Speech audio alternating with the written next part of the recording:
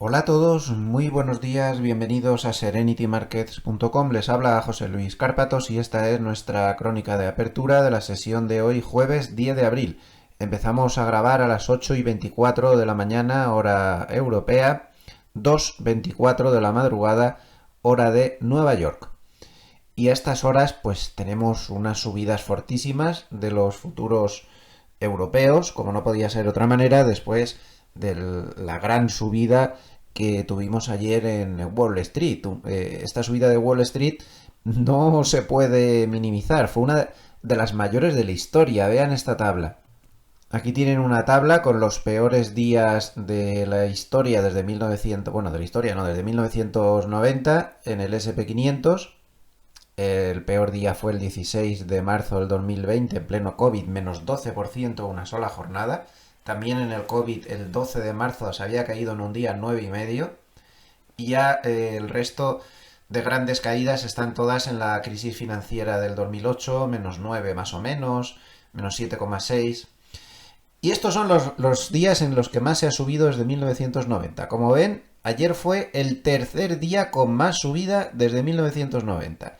Solamente batido por el 13 de octubre del 2008, donde se ganó un 11,6, y el 28 de octubre del 2008, no mucho después, 15 días después, donde se ganó un 10,8%. Ayer fue la tercera con un 9,5%, e incluso en el COVID, donde se vieron rebotes gigantescos, no se había visto tanta subida, porque la mayor subida que se vio en el COVID pues fue el 24 de marzo y el 13 de marzo con el 9,4 y 9,3. Así que tremendo. Los cortos que había, que eran muchos, fueron incinerados, ¿no? Ya les decía, si recuerdan ese Twitter de Spot Gamma donde decía Spot Gamma con muy buen criterio, ¿no? Es que es muy peligroso estar corto, estar largo, estar cualquier cosa porque no se sabe, pero sobre todo estar corto. Porque es que te pueden borrar del mapa como pase, pues lo que al final parecía lo más lógico que pasara, ¿no? Que es que Trump pues diera marcha atrás y diera un plazo de 90 días para que se pudieran llegar a acuerdos o estudiar un poco las cosas. Con todo esto, atención, porque este indicador que vamos siguiendo para ver pistas de posibles rebotes, hasta ahora no ha fallado nunca, pero alguna vez fallará, ¿eh? Tampoco esto es mágico.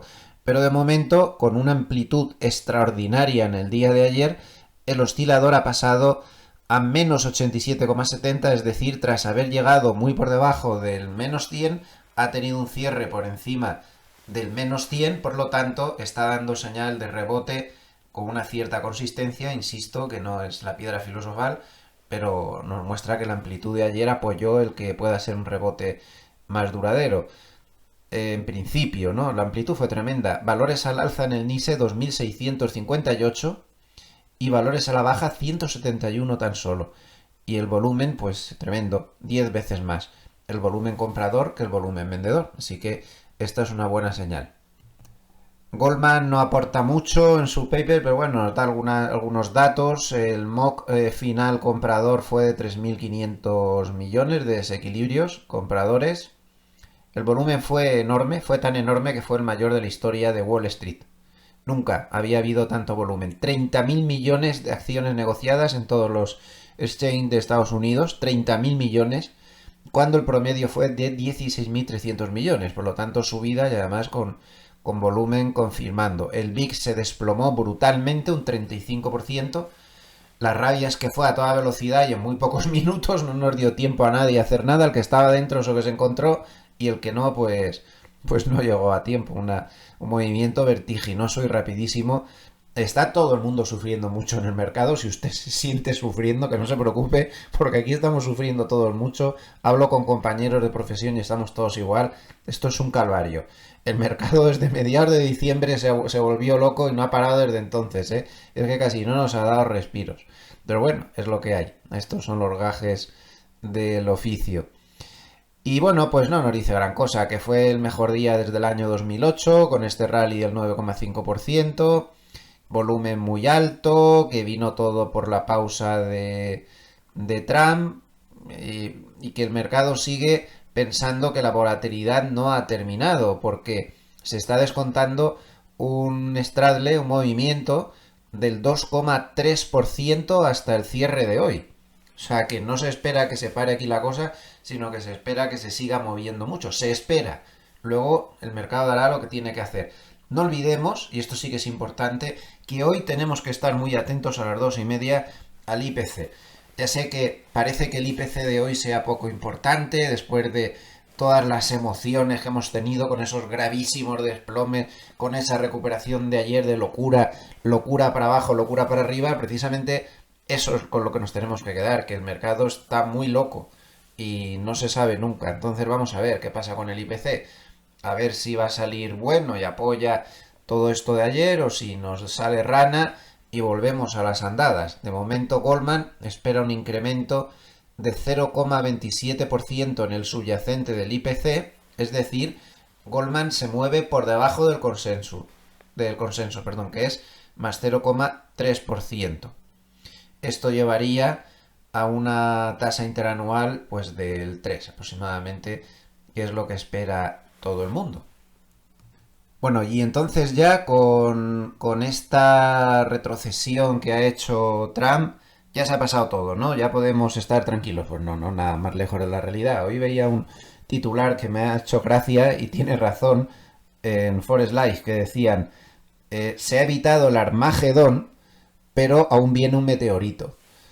Pues es lo que hay. A ver, seamos sensatos. El mercado está muy loco, pero nosotros tenemos que intentar mantenernos centrados.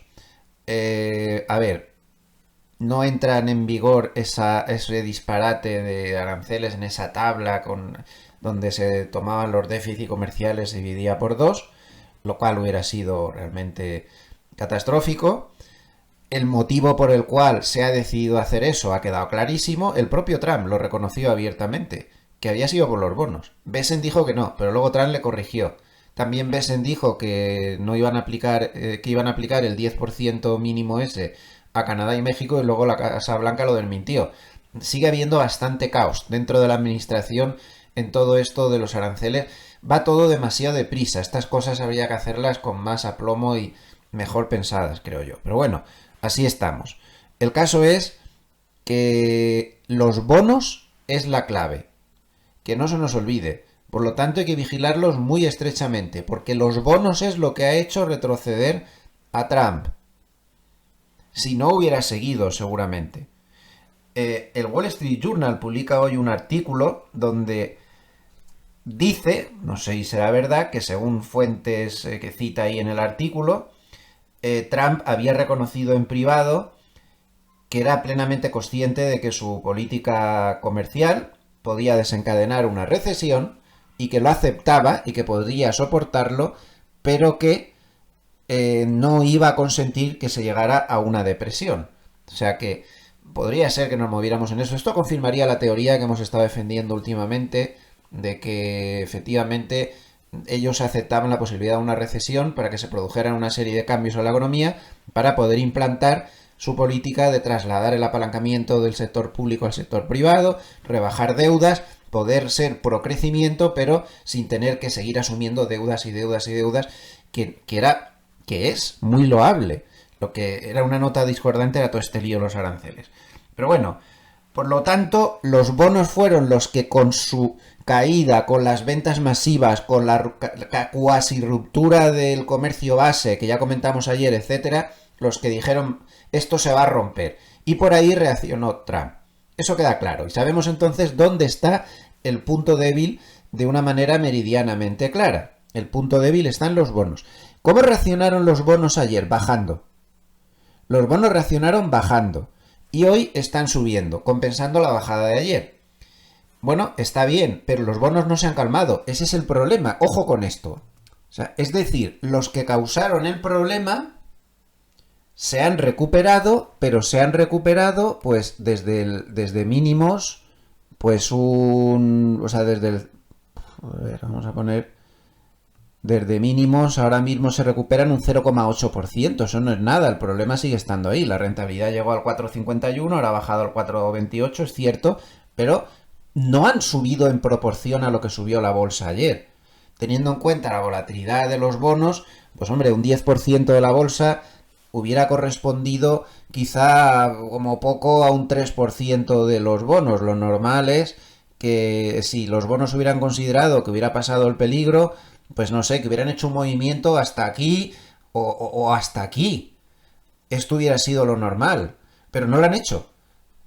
Se han limitado a quedarse por ahí, por donde estaban pululando. ¿Qué nos dice esto? Que lo que ha generado el problema en los bonos, los operadores de momento no lo consideran disipado, por esta medida que era muy necesaria, la medida que tomó ayer y que desde luego ha calmado mucho las cosas. Pero no del todo, porque donde estaba el problema sigue estando el problema. Claro, ¿por qué? Pues porque ahora lo que hay es una guerra comercial muy centrada en China, y hay que recordar en el año 2018 el daño que hizo la guerra comercial exclusivamente con China. También estaba Canadá, México por en medio, pero no en tanta medida. La guerra comercial con China sigue, ahora lo que vamos a estar pendientes es de titulares de Trump, de que si voy a llegar a un acuerdo, ahora no voy a llegar a un acuerdo, el chino entonces dice que no sé qué. Todo esto ya lo vivimos en 2018. Ahora acuerdo en fase 1, luego acuerdo en fase 2, ahora que sí, ahora que no. Una mañana dijo que el chino era un traficante de droga, al día siguiente dijo que respetaba mucho su opinión y que estaban cerca de un acuerdo, el chino igual, el chino usaba el Global Times chino para soltar mensajitos al otro. Todo eso va a seguir. Nos hemos metido ahora en ese lío, porque la guerra comercial con China se ha acelerado. Y en cualquier caso, tampoco debemos olvidar que han puesto un arancel universal del 10%. Esto tampoco es una broma. Con un arancel universal del 10% va a seguir teniendo mucho problema al crecimiento, no en plan Armagedón, pero sí mucho problema, y vamos a tener tensiones en la inflación. Un 10% es mucho. Es el mayor nivel de aranceles en Estados Unidos desde los años 30. Entonces tampoco es que la situación se haya calmado en absoluto. Hemos evitado lo peor, está claro, ya no es lo mismo, pero sigue habiendo muchos problemas. ¿Qué me indica a mí todo esto? Modestísima opinión de un servidor. Pues que yo creo que lo mejor es seguir operando bastante rapidito, sin quedarse dormido esperando grandes milagros aún hacia ninguna dirección y pensando que esto sigue muy loco y que a saber si vamos a seguir dando más bandazos. De momento creo que es eso lo más razonable a lo que podemos aspirar. Goldman esta noche ha bajado la previsión de Producto Interior Bruto de China tanto para este año como para el que viene al 4 y al 3,5%. China ahora, pues con toda esta guerra comercial, que en su caso está peor, pues se va a complicar el asunto, ¿no? Hay mucho temor a que China siga usando otro tipo de armas, como devaluar el yuan, otro tipo de cosas, vender bonos y cosas así. Hoy precisamente se ha dado un dato de IPC chino interanual, pues fatal, menos 2,5% interanual, en plena deflación. Esto no es bueno, tienen problemas internos. Una nota positiva esta noche ha sido que TSMC, el gran líder de los semiconductores de Taiwán, ha dado buenas previsiones y había llegado a tocar entre eso y lo que pasó ayer en Estados Unidos. Estaba parado hace un rato en el 10% de subida, que es el límite de volatilidad, y ahí lo paran. O sea que buenas noticias para TSMC. La noche en Asia, pues claro, ha sido muy buena. China no tanto, porque China sigue teniendo problemas con más 1%, pero por ejemplo el Nikkei ha subido una barbaridad, el 8,33%. Desde un punto de vista técnico, pues bueno, nos funcionó muy bien la banda de Mogilev inferior en el SP500, luego ahora nos tenemos que fijar en la superior y ahí vamos a poner la siguiente resistencia. Además ahí es una resistencia natural, como vemos aquí hubo bastantes picos, por lo tanto 5.550 aproximadamente. Ahí tenemos fuerte resistencia, no va a ser fácil pasar, y más tras la sobrecompra que se ha acumulado después del subidón de ayer. 5.550. Si se pasa ese nivel, podemos llegar a niveles muchísimo más altos. Además hay que fijarse mucho en los retrocesos de Fibonacci. Cuando vienen los rebotes, pues hay que fijarse mucho en los retrocesos de Fibonacci, y como vemos, ahora mismo estamos justo encima del retroceso de Fibonacci del 50%, con bastante cerca esta resistencia del 5.555, y si se pasara todo esto, pues lo normal sería irse al retroceso de Fibonacci del 61.8, que estaría en 5.700. Este nivel de retroceso del 61.8% es muy importante, porque todos los que están contando ondas bajistas y todo este tipo de cosas, en plena tendencia bajista, claro está, dejan de contar al superar el 61,8% y empieza un poco a resetearse la situación. Por lo tanto, nivel importante. Le podemos dar soporte en el retroceso del 38.2, que además ahí está el Kijun en 5.335. Creo que con estos niveles del futuro es con lo que tendríamos que jugar. Y además, ojo a la importancia que tiene como suelo de mercado las medias de 200 en semana, que han funcionado muy bien. Como vemos en el futuro, excelente. Hubo un rebasamiento ligero, nunca llegó a tener ni una vela fuera, ni media, ni nada. Y ahí se ha parado la caída y bueno, pues a lo mejor se ha hecho suelo con esta subida de ayer. Podría ser previsible. No lo sabemos aún. Y en el spot ni siquiera se ha acercado. Bueno, acercarse sí que se ha acercado, ¿no? Pero se quedó como a 100 puntos, 100 y pico puntos. Nada más de olerla, se ha dado la vuelta. Aquí tenemos una gran envolvente alcista en gráfico semanal que de confirmarse al cierre de mañana, pues sería una muy buena señal. Una envolvente alcista nos puede dar esperanzas dentro de que la situación sigue siendo muy inestable, no tan grave como antes, pero sigue siendo inestable, pues nos puede dar esperanzas de que al menos pues se estabilice un poco la situación, ¿no? Evidentemente. Pero muy bien, las medias de 200, que como vemos, pues siguen sin ser batidas claramente desde el año 2010. Por lo tanto, si queremos buscar un suelo de mercado sólido y fiable, lo tenemos ahí. Si algún día se pierde esta media de 200 en semanal, ya podemos echar a correr porque podríamos estar ante un caos ya de mercado inigualable. De momento sigue la tendencia bajista. No se ha terminado con la tendencia bajista, no tenemos pruebas de que sea así y hay que recordar cómo en el 2022, que fue la última tendencia bajista de envergadura, pues también vimos un rebote del 12,70% y sin embargo no se había terminado la tendencia bajista. Por favor, sensatez. Ni había llegado el fin del mundo, ni ahora tampoco puede ser que haya llegado la primavera. De momento lo hemos visto una golondrina solo. Solo hemos visto una golondrina. Y desgraciadamente, cuando viene una sola golondrina no se sabe si se ha llegado la primavera, porque hace falta más golondrinas.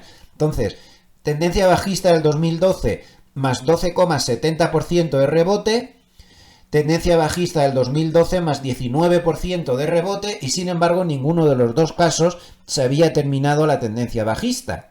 Ahora mismo pues hemos tenido un rebote desde mínimos del 13,57%, por lo tanto estaríamos en línea de los violentos rebotes que hay en las tendencias bajistas. ¿Quiere decir esto que va a seguir cayendo? No lo sé, no tengo ni la menor idea. Lo único que quiere decir es que seamos sensatos y que procuremos operar rapidito y a corto plazo y sin movernos demasiado lentos, porque esto no está claro. Simplemente lo único que quiero decir es eso, que no está claro. Por sentido común, que a veces suele ser el mejor indicador. Deberían poner un indicador aquí en los programas técnicos que fuera indicador de sentido común. Y ya está. Que tengan un buen día. Les saludo desde Suiza y por favor denle al like, que nos viene muy bien. Gracias. Hasta pronto.